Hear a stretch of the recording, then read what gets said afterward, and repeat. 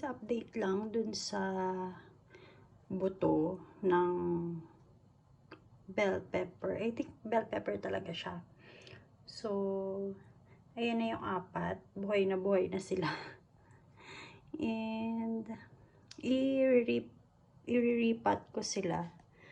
So, meron ako ditong plastic na paso.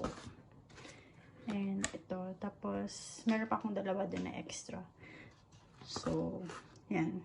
I-ripat ko sila para, kasi masyado na silang malaki para dito sa plastic cups. So, lipat na sila dito sa mas malaki.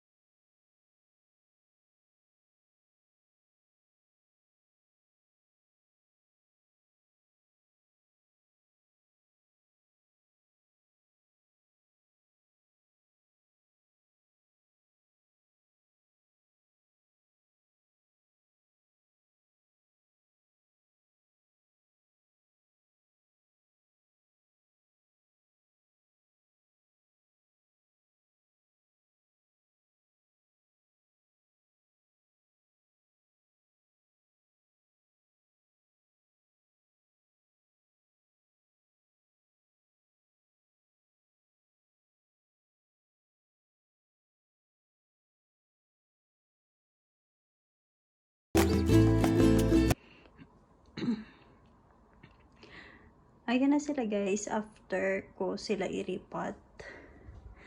Ayan. Ito na silang lahat. Yung celery. And then, yung mga bell pepper na. Yung 4 na bell pepper. And then, itong 2 kangkong. Yan. Tapos, ayun nga pala guys, yung avocado. Ito yung avocado. I'll show you guys. Di ba 2 to? So, yung isa, parang hindi naman siya tutubo. So, tinapon ko na. Pero, this one, meron na siyang ugat. So,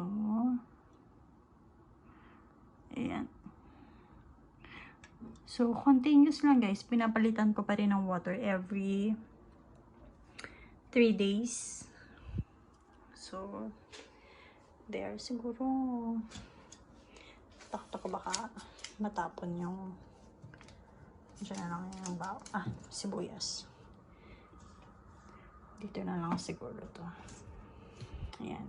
Tapos, itong kangkong, madami to guys nung una, pero tinapon ko na yung iba kasi sobrang dami. Wala naman akong, pinili ko na lang yung pinaka may mahaba na tubo. And then, ito yung isa. Ayan, may ugat na rin yan siya guys. So, tinanim ko na sila sa lupa. And, ito yung maliliit na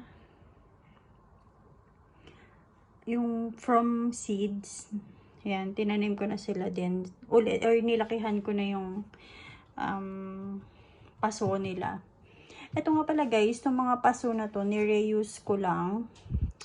Kasi si dati, di ba, nag-work siya sa restaurant. So, meron silang mga